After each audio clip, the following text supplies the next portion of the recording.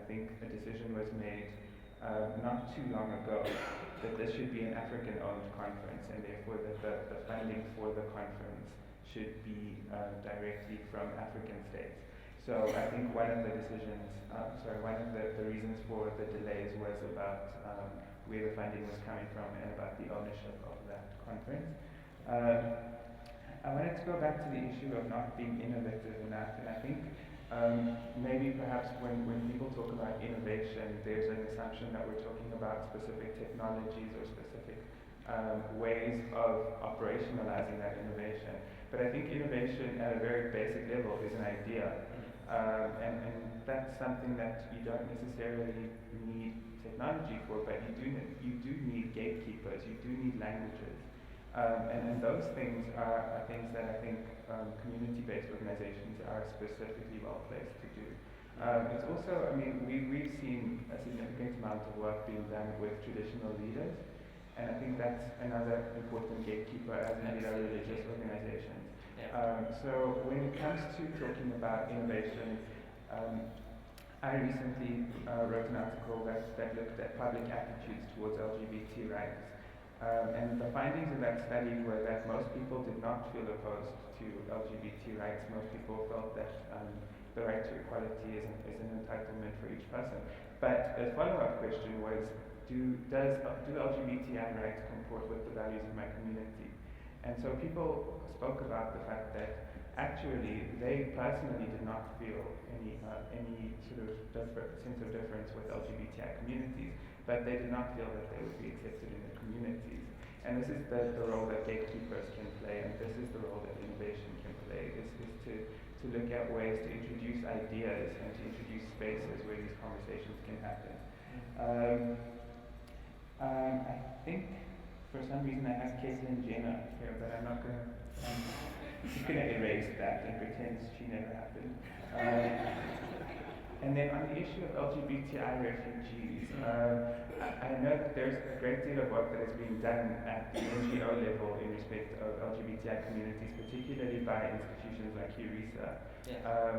But at the same time, the Commission's involvement with LGBTI refugees has been at a much higher level in respect of legislation and policy, so engaging with the Department of Home Affairs to look into the immigration regulations and to look into grounds for asylum, for example, but also to, not necessarily in respect of asylum specifically, but also in respect of issues of inter-country adoption and issues of bringing partners to South Africa. So those have been very specific issues that the Commission has been working with in respect of LGBTI migrants.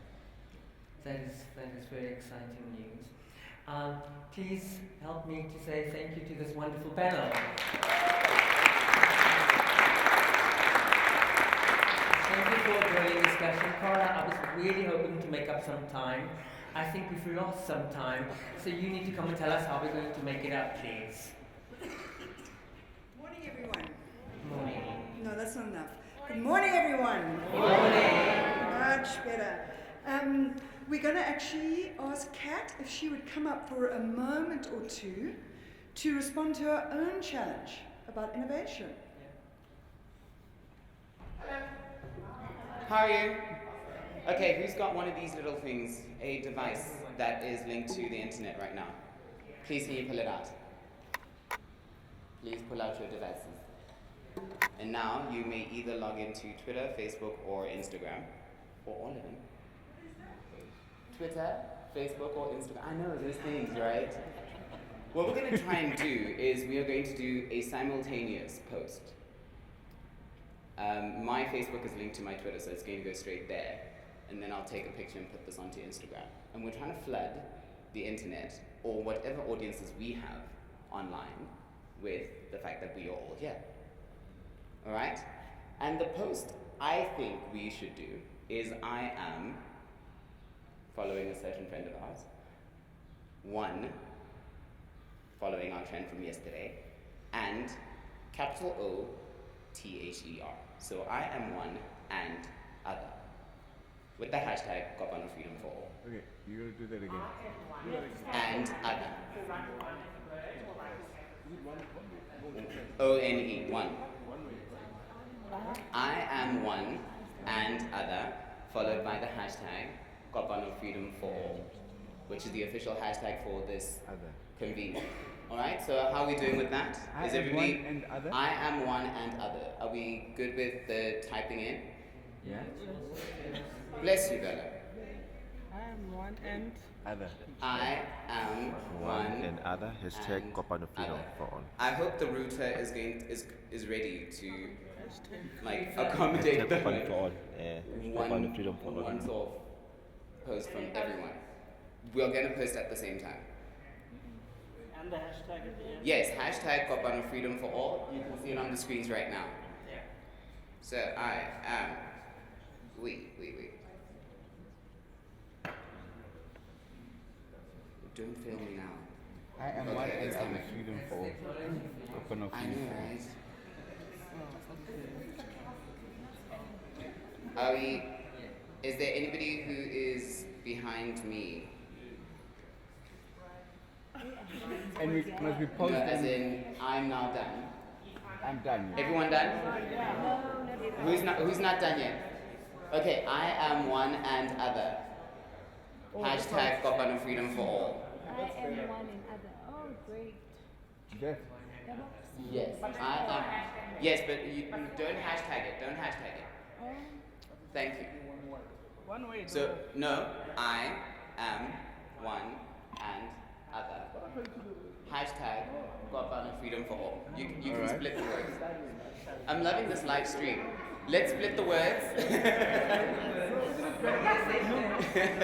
Let's make it a sentence. Yes. And I think it's about to come up now. The official hashtag is Kopano Freedom for all. Sorry for the Twitter people, the characters will all be consumed. I tried to fight for your rights. Alright, 3, 2, 1, go. Going. And now, while we go for tea, I would like whatever happens after this, I would like to challenge you to click on the hashtag Kopano Freedom for All and see how many other posts you pick up. Right? So we're all being connected by the hashtag. Now, let's Yeah, see so who Neville- you can find who's here I saw you. based on the hashtag. Enjoy. Click on the hashtag. On your post. We've adjusted the time just a little bit, not much. We are going to break for tea now, and we will go straight into small group discussions at 11:30. And those small group discussions will run through until 1 o'clock. We will have 1 o'clock or 1:30? 1. Right, so we'll have a 90-minute session, full 90-minute session.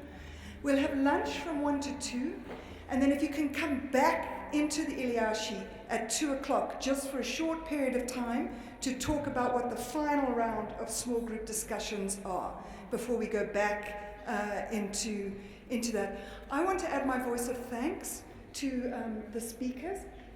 We asked a lot of them to talk about the work that they're doing.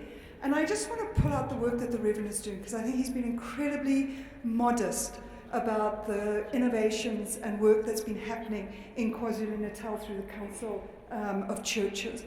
They have been running a series of dialogues, community dialogues, through small congregations across mostly rural KwaZulu-Natal, talking about sexual orientation and gender identity.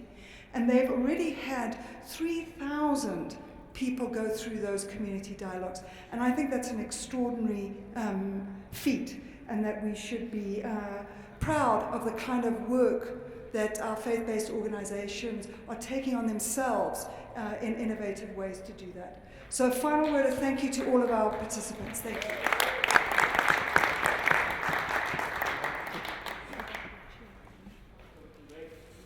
Enjoy tea.